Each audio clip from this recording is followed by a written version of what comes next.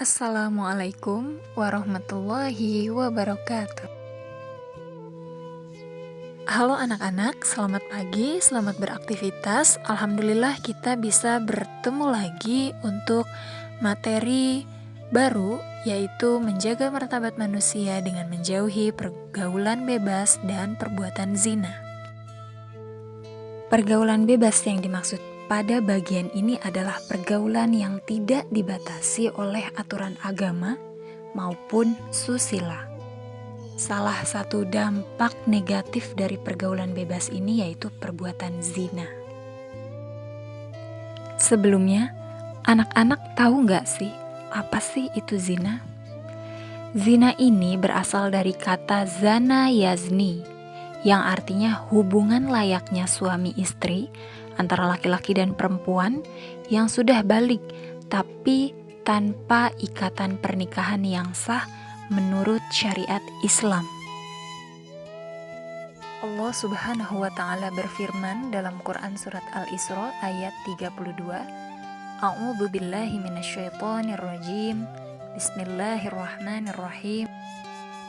Wala taqrabuz zina innahu kana fahisyatan wa sa'a sabila. Artinya, dan janganlah kamu mendekati zina, sesungguhnya zina adalah suatu perbuatan yang keji dan suatu jalan yang buruk. Perbuatan zina dikategorikan menjadi dua bagian, yang pertama zina muhson dan yang kedua zina ghairu muhson. Apa sih arti zina muhson itu? Zina muhson adalah zina yang dilakukan oleh pezina yang sudah baligh, berakal, merdeka, dan mereka sudah pernah menikah. Sedangkan zina ghairu muhson adalah zina yang dilakukan oleh pezina yang masih lajang, belum pernah menikah. Hukumannya yaitu didera atau dicambuk, lalu juga diasingkan selama 1 tahun.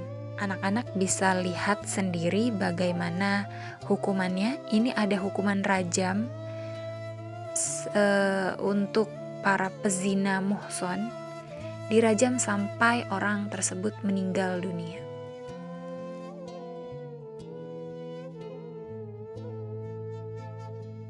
Untuk pezina muhson, sebelum mereka dirajam, jadi orang-orang atau masyarakat itu menggali lubang terlebih dahulu, lalu pezina badannya sampai pertengahan leher dimasukkan ke dalam lubang tersebut, hanya sisa kepala, lalu masyarakat sekitar langsung menimpuki kepala pezina muhson tersebut dengan batu.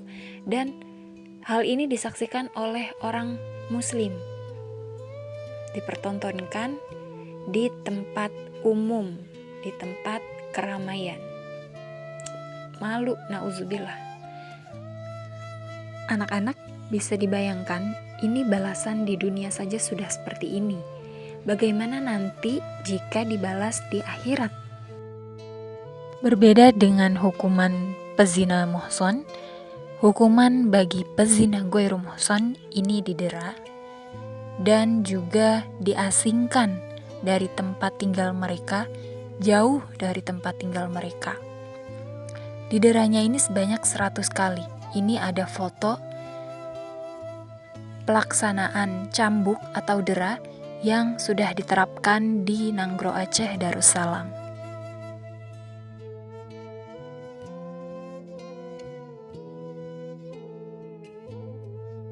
Hukuman bagi pezina muhson dan pezina ghairu muhson ini tidak dibuat oleh manusia, melainkan sudah diatur dalam Al-Quran, merupakan firman Allah, perintah Allah dalam Quran Surat An-Nur ayat 2, yang artinya perempuan yang berzina dan laki-laki yang berzina, maka deraklah tiap-tiap seorang dari keduanya 100 kali dera, dan janganlah belas kasihan kepada keduanya, mencegah kamu untuk menjalankan agama Allah.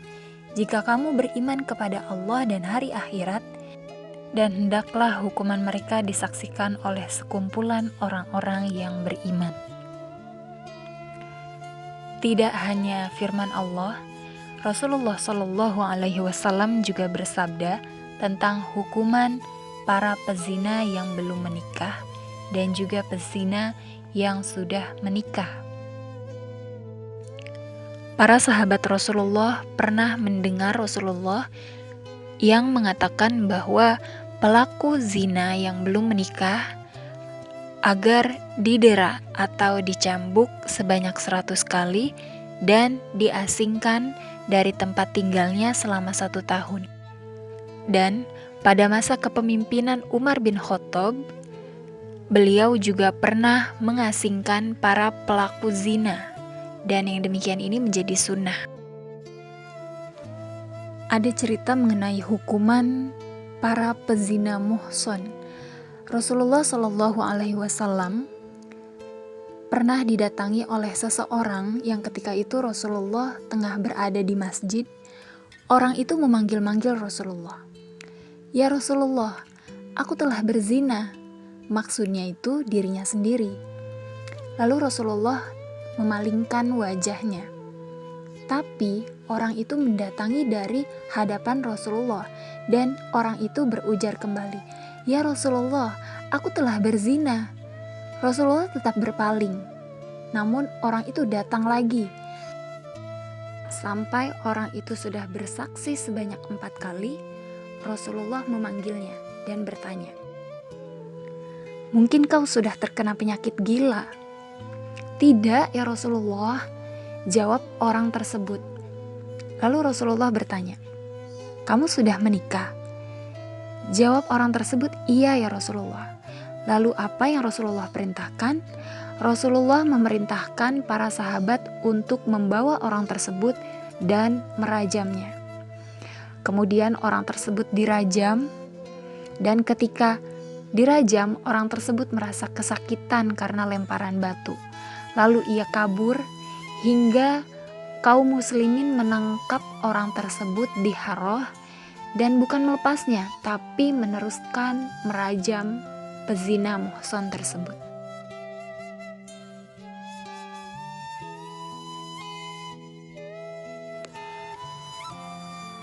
Anak-anak, apa sih yang membedakan binatang dengan seorang manusia? Iya, manusia itu dikaruniakan akal atau pikiran oleh Allah Subhanahu wa Ta'ala. Berbeda dengan binatang. Binatang tidak memiliki akal pikiran. Binatang tidak bisa membedakan mana perbuatan baik dan mana perbuatan buruk. Jadi wajar saja jika binatang meluapkan hawa nafsunya dimanapun ia mau. Sedangkan manusia itu dikaruniakan martabat oleh Allah Subhanahu wa Ta'ala. Untuk menjaga kehormatan atau martabat dirinya sendiri, manusia bisa melangsungkan akad nikah, bukan dengan cara berzina. Na'udzubillah, tsumma na'udzubillah.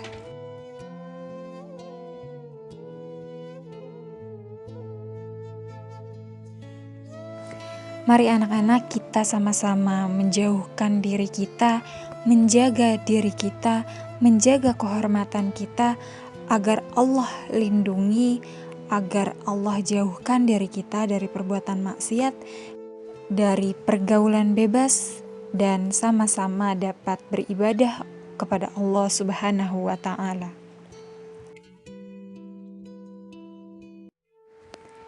Mungkin anak-anak semua ada yang berpikir, kenapa sih Bu kita dilarang untuk berzina? Kenapa sih Bu kita dilarang untuk mendekati zina? Kenapa sih Bu kita dilarang untuk berpacaran? Karena perbuatan zina merupakan perbuatan keji dan darinya merupakan suatu jalan yang buruk. Selanjutnya, ada dampak perbuatan zina yang akan terjadi di dunia. Jadi dampak dari perbuatan zina itu tidak hanya di akhirat saja, melainkan di dunia juga akan dibalas. Yang pertama, menghilangkan wibawa, memunculkan kefakiran, dan juga menimbulkan penyakit seperti HIV atau AIDS. Adapun dampak perbuatan zina di akhirat kelak, hisabnya buruk.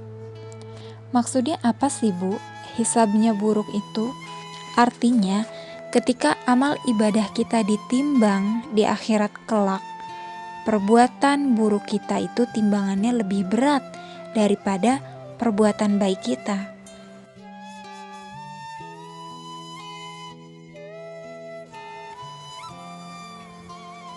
Yang kedua, ketika di akhirat kelak, pezina tidak diajak bicara oleh Allah Subhanahu wa Ta'ala. Yang ketiga, ini pastinya pezina itu akan mendapatkan murka Allah. Dan yang keempat, para pezina akan ditempatkan di neraka yang paling busuk baunya.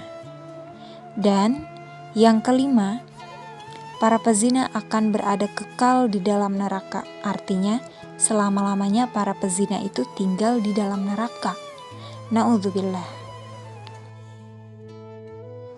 Baiklah anak-anak, sampai di sini semoga kalian memahami apa saja dampak dari perbuatan zina, lalu kategori zina, pengertian zina, dan juga hukuman bagi para pezina.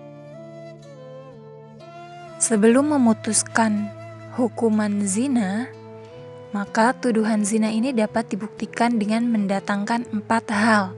Yang pertama, saksi sebanyak 4 orang. Yang kedua, adanya sumpah. Yang ketiga, adanya pengakuan. Dan yang keempat, adanya dokumen atau bukti tulisan. Nah, sumpah ini dilakukan sebanyak 4 kali, seperti kisah Rasulullah yang sudah dijelaskan pada sebelumnya, bahwa sumpah itu dilakukan sebanyak 4 kali, dan sumpah yang kelima dinyatakan bahwa orang yang melakukan tuduhan tersebut akan siap mendapatkan laknat Allah jika ia termasuk orang yang berdusta. Jika keduanya berseteru, misalkan ada suami dan istri yang saling melakukan tuduhan, jika keduanya sama-sama tidak mengaku, maka keduanya sama-sama bersumpah atas nama Allah, dan keduanya ini dipisahkan, tidak boleh menikah selamanya, dan ini dikenal dengan istilah li'an. Selanjutnya yaitu pengakuan dari pelaku pezina tersebut. Ini pernah terjadi pada zaman Rasulullah SAW, bahwa Ma'iz bin al-Aslami, sahabat Rasulullah, dan seorang wanita dari Al-Ghamidiyah dijatuhi hukuman rajam. Demikian anak-anak, kita berdoa semoga Allah lindungi kita. Kurang lebihnya saya mohon maaf. Wassalamualaikum warahmatullahi wabarakatuh.